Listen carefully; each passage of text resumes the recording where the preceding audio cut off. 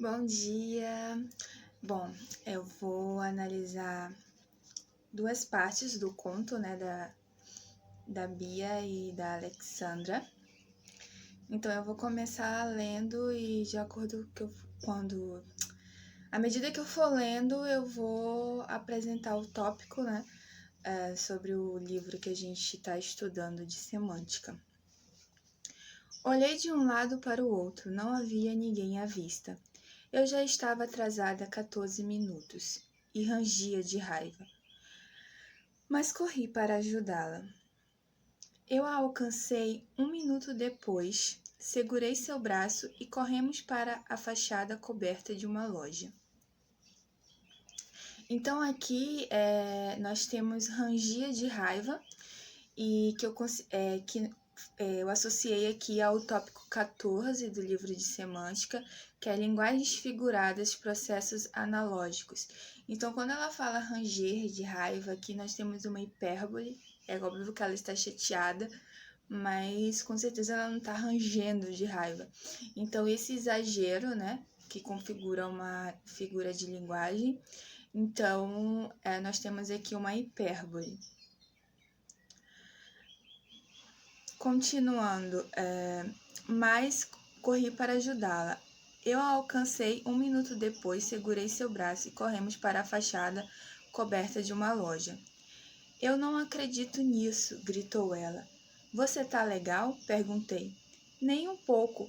Como eu vou chegar na entrevista desse jeito? Então aqui nós podemos associar ao tópico 20 do livro de semântica, que é perguntas e respostas.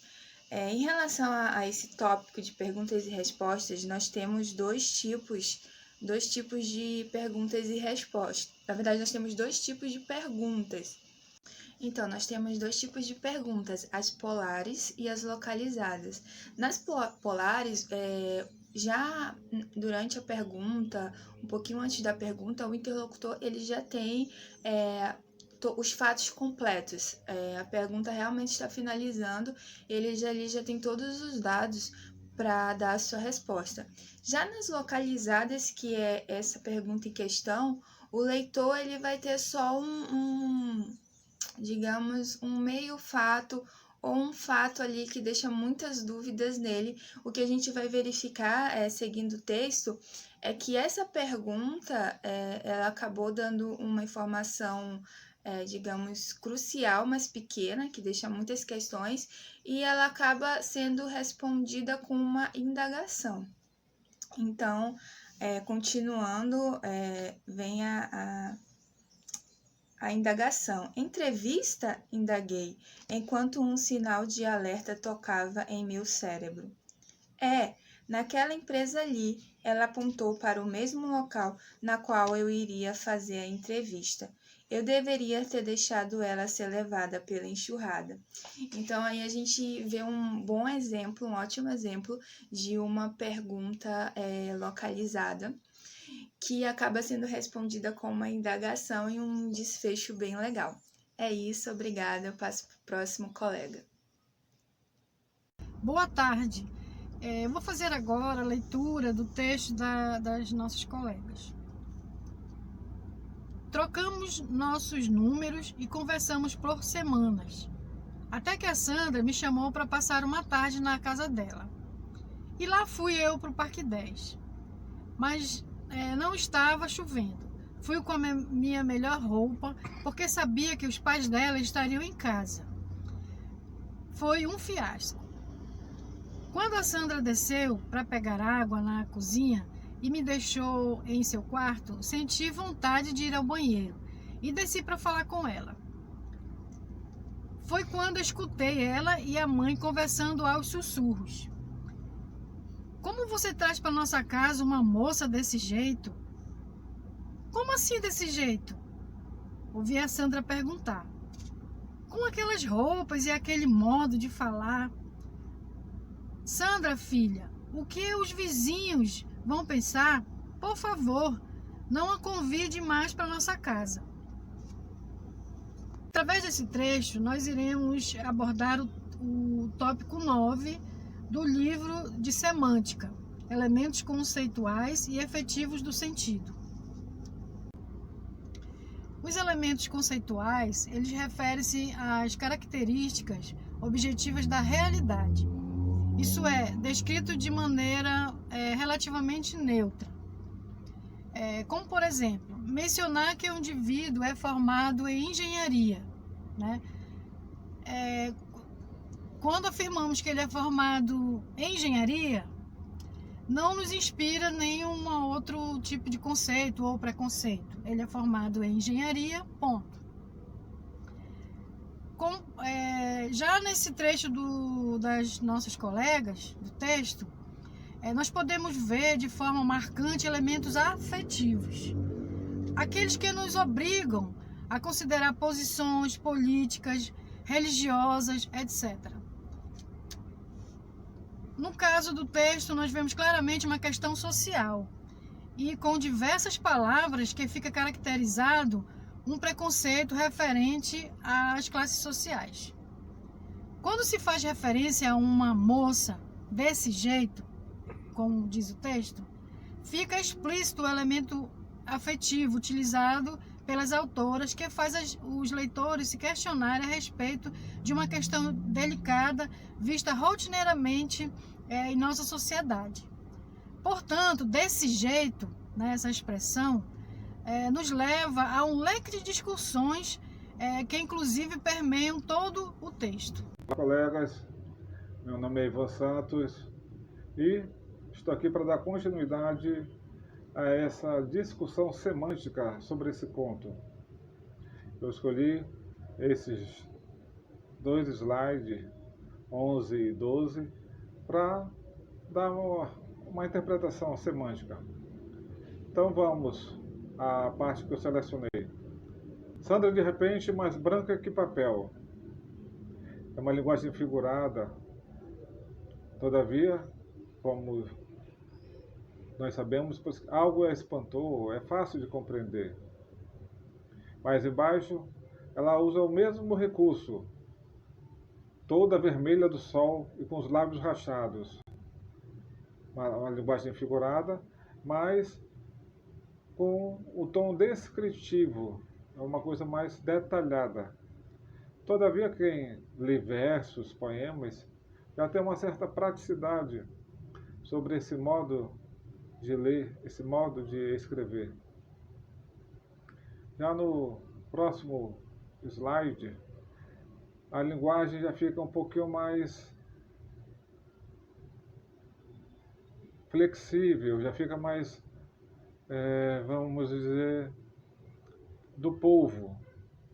Infelizmente, o som fica um pouco desagradável, pois a gente chama de cacofonia, esse vício de linguagem, quando a gente lê tatu doidona. Como fica muito próximo uma da outra, sai esse som desagradável. Claro que, com o tempo, escrevendo e lendo e relendo, nós vamos se autocorrigindo, nós vamos se autopoliciando. Esses versos em que a gente faz essa pequena interpretação semântica, Paulo Grissi faz a distinção bem visível da pragmática, em que o falante, quando está ali com seu interlocutor, tem essa facilidade de saber o que o outro está sabendo, o que o outro está falando facilmente. Coisa que não acontece na escrita, porque às vezes você escreve e não tem essa facilidade da interpretação. Mas a prática é que vai fazermos cada vez ficarmos mais aprimorados na semântica e na linguística. No mais, é o que eu tenho para falar. Obrigado.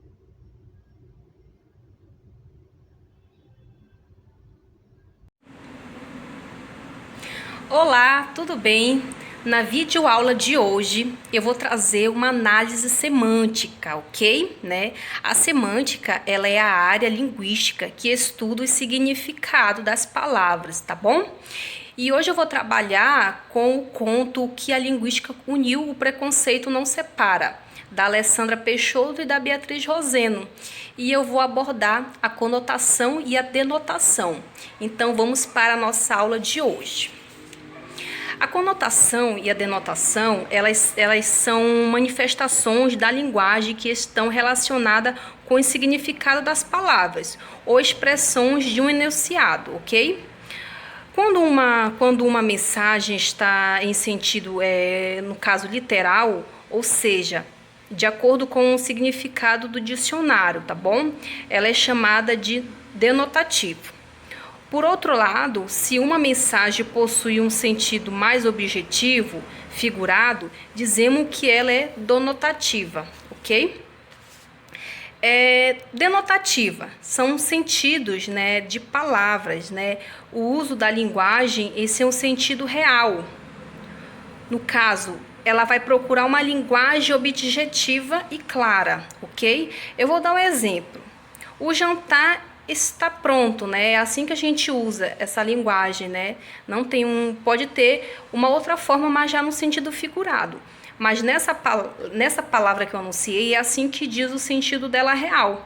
O jantar está pronto, que se refere a uma refeição que é servida à noite. Tudo bem aí? Agora, conotativo é o uso da linguagem no sentido figurado. Podemos ter várias interpretações, No caso, a gente pode usar a nossa criatividade, ok? Então, é na conotação que aparecem as figuras de linguagem. Um exemplo, Ana é uma flor. A gente usa esse no sentido figurado, A conotação, a gente usa essa linguagem mais no nosso dia a dia. Então, Ana é uma flor. A gente quer dizer que a Ana é uma pessoa meiga e delicada. Um outro exemplo, seu coração é de pedra. No caso, aí a gente está usando a linguagem figurada. A gente está falando que o coração dele é duro, fechado, A gente usa a linguagem conotativa no nosso dia a dia.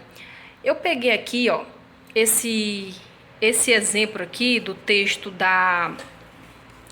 das colegas, que diz assim: era um dia chuvoso em Manaus. Os bueiros estavam todos entupidos e as ruas estavam tão inundadas que não sabia se saía de casa ou ia de canoa, Aí você se pergunta: Bia, você sairia de casa com esse céu caindo? Ela já usou aí a palavra conotativa, que ela já está usando uma linguagem já que a gente usa nesse nosso dia a dia, essa expressão, nesse sentido figurado. Então, ela está referindo, claro que o céu não está caindo, Ela quis dizer aí um sentido figurado. Então, a gente botando essa linguagem ao contrário, quer dizer que está chovendo muito, está um temporal, Então, é mais ou menos isso, entendeu? Então, essa é a aula de hoje, espero que vocês tenham gostado. Olá pessoal, tudo bem com vocês? Nesse vídeo faremos uma análise semântica sobre o conto O que a Linguística Uniu, o Preconceito Não Separa, de Alessandra Peixoto e Beatriz Roseno. Bem, essa análise foi feita de forma coletiva pelos professores em formação Ana Késia de Castro, Alessandra Natasha, Ivan Santos, Larisa Nunes, Romênia Vieira e eu, Késia Oliveira. Bem, para embasamento teórico utilizamos dois livros, o livro de Introdução à Semântica, de Rodolfo Hilari, e a apostila de Semântica do 6º período da Universidade Federal de Santa Catarina. Para observação, eu separei os tópicos Conhecimento Semântico Implícito, Linguagem Figurada, Processos Analógicos de Comparação Implícita e a Conotação. Bem, eu irei ler o tópico, os trechos que eu sublinhei, e em seguida farei as observações devidas. Sandra é a princesinha do bairro, filha do sargento Peixoto, o cara mais rico da zona centro-sul de Manaus. Até o nome dela parece da realeza. Nunca se ouviu falar de outra igual no bairro dela, o Parque 10, e muito menos no meu, o Japim, o que nos leva a um outro lado da nossa história eu. Bem, podemos inferir que Sandra, é claro que está implícito, era uma pessoa rica, representava muito poder aquisitivo, e já Beatriz, a informação que está implícita é que ela é uma pessoa pobre, que não apresenta muitos poderes aquisitivos como quase não sai, como a Alessandra. Outro aspecto que podemos perceber é a comparação explícita. Olha, Alessandra Peixoto, 18 anos de idade, cabelos negros e longos como um véu. Bem, um exemplo, uma característica da comparação explícita é o fato de utilizar conectivos, né, para ligar a comparação. Bem, outro exemplo de linguagem conotativa é: quanto à minha aparência, bem, eu não sou do tipo boneca e muito menos pareço ser da nobreza. Quando eu nasci, tiveram que reviver o médico, pois ele morreu de susto. Olha, aqui podemos perceber a presença da linguagem figurada, né, que é característica do sentido conotativo. Outra característica que eu percebi no texto foi o fato da narradora personagem tecer ao longo de toda a história um diálogo com nós, leitores. Enfim, essa foi a minha análise.